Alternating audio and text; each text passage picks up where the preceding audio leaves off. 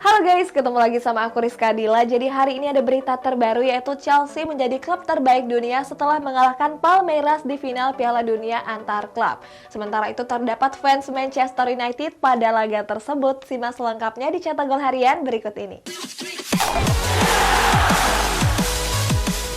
Berita pertama, pemain Manchester United mengaku nggak senang dengan metode pelatihan Ralf Rangnick.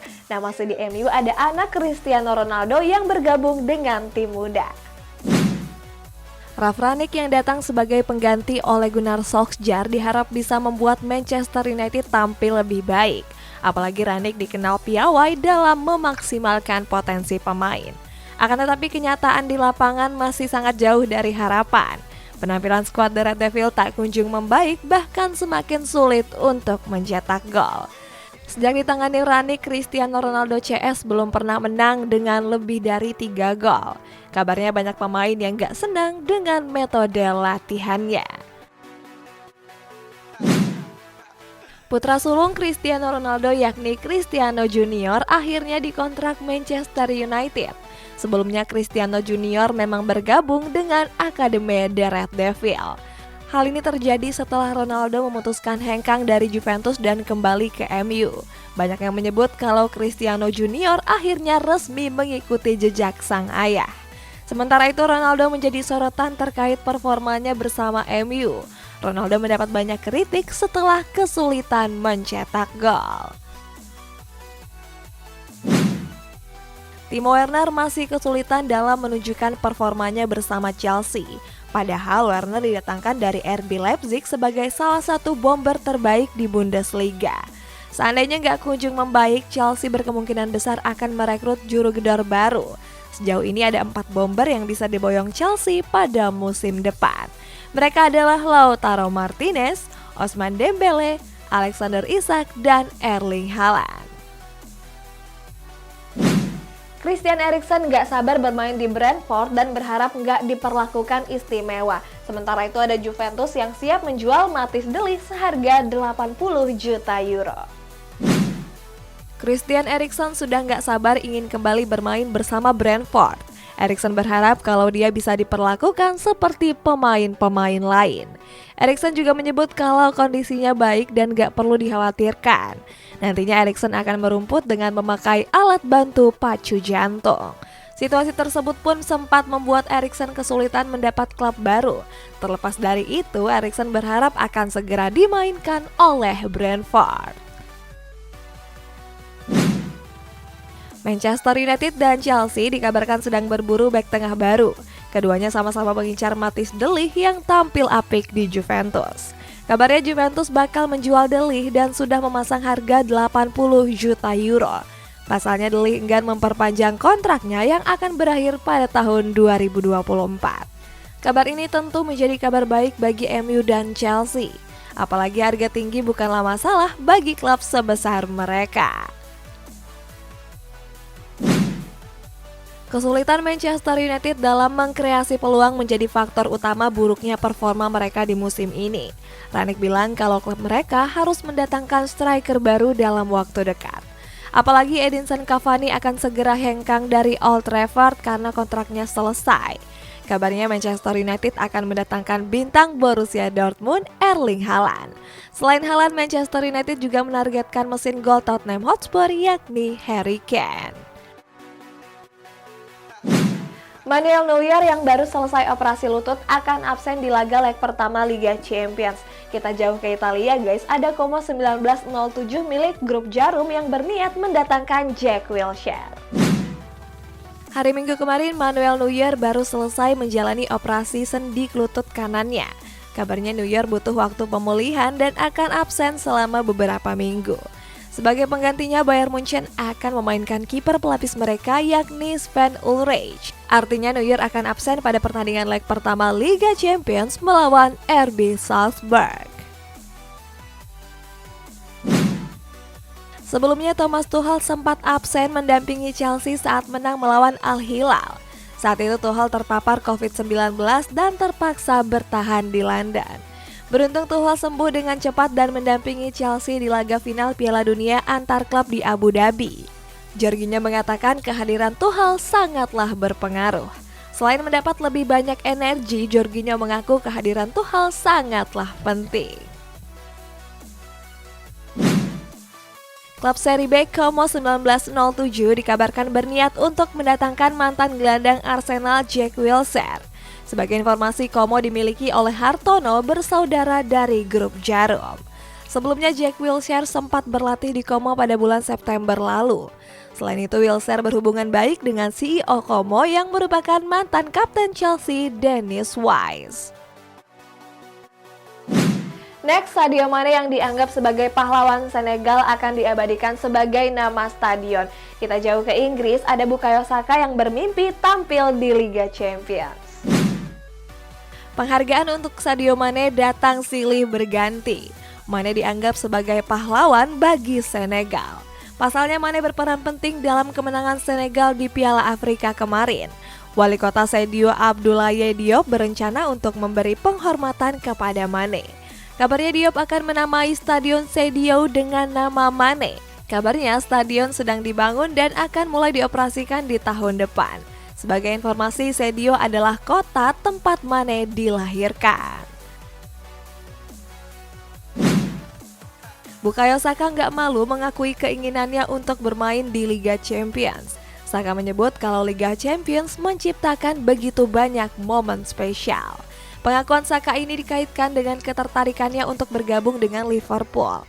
Pasalnya Liverpool berpeluang lolos ke Liga Champions pada musim depan. Gak cuma juara, skuad The Reds merupakan salah satu tim terkuat dan punya potensi untuk juara. Philippe Coutinho pindah ke Aston Villa dengan status pinjaman sampai akhir musim. Kehadiran Coutinho ke skuad The Villas menjadi kesempatan untuk membuktikan kemampuannya. Coutinho mengaku sangat senang bergabung dengan Aston Villa. Pasalnya Coutinho sudah rindu dengan Premier League. Menurut Coutinho, La Liga punya permainan yang berbeda. Coutinho juga bilang kalau di Barcelona dia dituntut untuk menguasai dan mengkontrol bola lebih lama. Yuri Tillmans dikabarkan menolak perpanjang kontrak di Leicester City yang akan berakhir di tahun depan. Kabar ini disampaikan oleh jurnalis sepak bola kenamaan Fabrizio Romano. Fabrizio mengatakan kalau gelandang asal Belgia ini tengah diincar oleh sejumlah klub Eropa. Selain Fabrizio, Leicester juga membenarkan kabar tersebut. Leicester sendiri gak akan menghalangi pemain yang ingin pindah. Selain itu, Leicester juga siap menjual Tillmans seharga 40 juta pound sterling. Selanjutnya, Witan Sulaiman bisa memperkuat FK Senica setelah sebelumnya terkena sanksi dari FIFA. Nah, masih di FK Senica, duet Egy dan Witan belum berhasil membuat mereka menang atas Slovan Bratislava. Witan Sulaiman dipastikan bisa memperkuat FK Senica untuk Liga Slovakia. Hal ini disampaikan langsung oleh Direktur FK Senica, David Balda. Sebelumnya Witan disebut nggak bisa didaftarkan sebagai pemain karena sanksi transfer dari FIFA. Akan tetapi Balda menegaskan kalau masalah tersebut sudah selesai. Sejak bergabung ke FK Senica, Witan mampu tampil apik dan sudah mencetak 1 gol. Hal ini pun membuat pelatih FK Senica, Pavel Surs, terkesan dengan Witan. FK Senica mengalami kekalahan cukup telak pada pekan ke-20 Liga Slovakia. Pada laga tersebut, Egy Maulana dan kawan-kawan dilibas oleh Slovan Bratislava dengan 5 gol tanpa balas. 5 gol Slovan dicetak oleh Alen Mustatic, Vasil Boshikov, Jabakan Kava, Ivan Saponjic, dan Ibrahim Rabiu. Sebagai informasi, pada laga ini Egy dan Witan diturunkan sebagai starter. Tetapi sayang, duet Egy dan Witan gak cukup untuk membuat FK Senica menang. Chelsea menjuarai Piala Dunia antar klub setelah mengalahkan Palmeiras dengan skor 2-1. Nah, masih di Chelsea ada Edouard Mendy yang meraih banyak gelar juara di tahun ini. Pada laga final Piala Dunia antar klub, Chelsea berhasil meraih kemenangan atas Palmeiras. Pada laga tersebut, skuad The Blues menang dengan skor tipis 2-1. Chelsea berhasil unggul lebih dulu lewat gol dari Romelu Lukaku pada menit ke-55. Sayang, Palmeiras mampu menyamakan kedudukan lewat tendangan titik putih Rafael Veiga.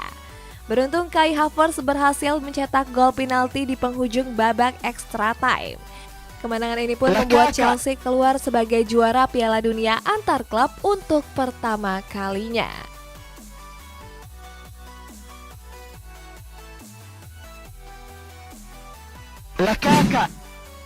Tahun 2021 dan 2022 menjadi tahun terbaik dari Edouard Mendy. Pasalnya Mendy berada di puncak karir dengan menyabat sejumlah trofi. Pertama, Mendy berhasil membantu Chelsea menjuarai Liga Champions. Berikutnya, Mendy juga membawa Chelsea meraih gelar UEFA Super Cup. Gak cuma hebat di klub, Mendy juga membantu Senegal menjuarai Piala Afrika. Lalu yang terbaru, Mendy berhasil membantu Chelsea menjuarai Piala Dunia antar klub untuk pertama kalinya. Selain Mendy, N'Golo Kante juga mencatatkan rekor sebagai pemain yang telah menjuarai Liga Primer, Liga Champions, Piala Dunia, serta Piala Dunia antar klub. Dalam rekor ini, Kante tergabung bersama 4 pemain seperti Thierry Henry, Gerard Pique, dan Pedro. Pada laga final Chelsea kontra Palmeiras terdapat momen yang unik. Saat itu fans dengan jersey Manchester United nyasar dan menonton laga tersebut. Pria berbaju MU dengan topi merah ini terlihat menunjukkan ekspresi yang bingung. Pria yang gak diketahui namanya ini menyatu dengan ribuan fans Chelsea di tribun. Masih belum diketahui apa maksud dan tujuan fans tersebut. Besar kemungkinan dia telah melihat Manchester United yang puasa gelar. Berita selanjutnya, Manchester United melanjutkan tren negatif dengan meraih hasil imbang lewat Southampton. Sementara Donny van de Beek justru tampil apik bersama klub barunya yakni Everton. Manchester United meneruskan tren negatif pada pekan ke-25 Premier League. Pada laga tersebut, Cristiano Ronaldo dan kawan-kawan ditahan imbang Southampton dengan skor 1-1. Setan Merah sebenarnya unggul terlebih dulu lewat gol dari Jadon Sancho pada menit ke-21. Akan tetapi Southampton mampu menyamakan kedudukan lewat gol Che Adams di menit ke-48. Sampai peluit panjang dibunyikan, skor nggak berubah. Tambahan 1 poin ini membuat Setan Merah menggusur Arsenal yang berada di posisi kelima. Harry Maguire.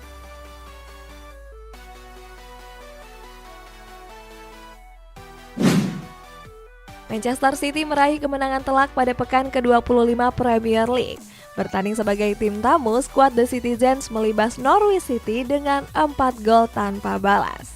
Pada laga ini, winger The Citizens Raheem Sterling menjadi aktor kemenangan dengan mencatatkan hat-trick. Sementara 1 gol lainnya dicetak oleh Phil Foden. Kemenangan ini pun membuat Manchester City kembali menjauh dari kejaran Liverpool. Kini skuad The Citizens unggul 12 poin dari skuad The Reds yang berada di posisi kedua. Everton berhasil meraih kemenangan di pekan ke-25 Premier League. Bertanding di Goodison Park, Donny van de Beek CS melibas Leeds United dengan 3 gol tanpa balas. 3 gol Everton dicetak oleh Seamus Coleman, Michael Keane, dan Anthony Gordon. Sampai peluit panjang dibunyikan, Leeds gagal mencetak 1 pun gol. Kemenangan ini membuat Everton tetap berada di posisi 16 klasemen dengan mengkoleksi 22 poin. Pada musim dingin kemarin, Donny van de Beek memutuskan untuk pindah ke Everton untuk menambah jam terbangnya. Gak disangka-sangka pada laga kontra Leeds, Van de Beek dipercaya tampil sebagai starter. Gak cuma itu, Van de Beek juga tampil apik dan bermain selama 90 menit penuh. Manchester United seakan menyesal telah menyia-nyiakan bakat dari Van de Beek. Pasalnya saat masih membela Setan Merah, Van de Beek kerap menghuni bangku cadangan. Pada pekan ke-22 Bundesliga ada hasil yang cukup mengejutkan di mana Bayern Munchen dibantai oleh klub papan tengah yakni VfL Bochum. Pada laga tersebut, skuad The Bavarians takluk dengan skor 4-2. 4 gol Bochum dicetak oleh Christopher Antwi Adjei, Jurgen Locadia, Christian Gamboa, dan Gerrit Holtmann. Sementara Bayern Munchen cuma bisa membalas 2 gol lewat brace dari Robert Lewandowski. Walaupun kalah, Bayern Munchen masih kokoh di puncak klasemen dengan mengkoleksi 52 poin. Atletico Madrid berhasil meraih poin penuh di pekan ke-24 La Liga. Bermain di hadapan para pendukungnya, skuad Los Rojiblancos menekuk Getafe dengan skor 4-3.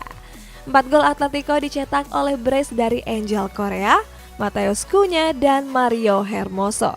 Sementara Getafe cuma bisa membalas 3 gol lewat Borja Mayoral dan brace Enes Unal.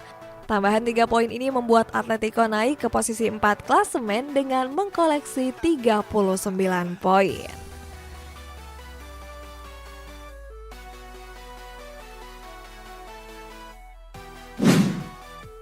Pada pekan ke-25 Serie A tersedia laga big match yang mempertemukan dua tim papan atas yakni Napoli dan Inter Milan. Laga tersebut berakhir imbang dengan skor 1-1. Nerazzurri sejatinya tertinggal lebih dulu lewat gol dari Lorenzo Insigne pada menit ke-7. Beruntung Inter mampu menyamakan kedudukan lewat gol Edin Dzeko di menit ke-47. Walaupun seri Inter Milan masih memuncaki klasemen dengan mengkoleksi 54 poin. Akan tetapi Inter Milan cuma unggul 1 poin dari Napoli di peringkat kedua. Guys, kita bacain komentar lagi ya. Ini dari Mukbang. Kak, prediksi kakak Borneo FC bisa tembus posisi 4 nggak? Kita doain aja ya, mudahan musim depan bisa juara. Amin. Next, ini dari Mustafa. Kak, Rizka Dila udah nikah belum? Kalian tebak aja ya guys, aku udah nikah atau belum? Komen di bawah. Sampai jumpa.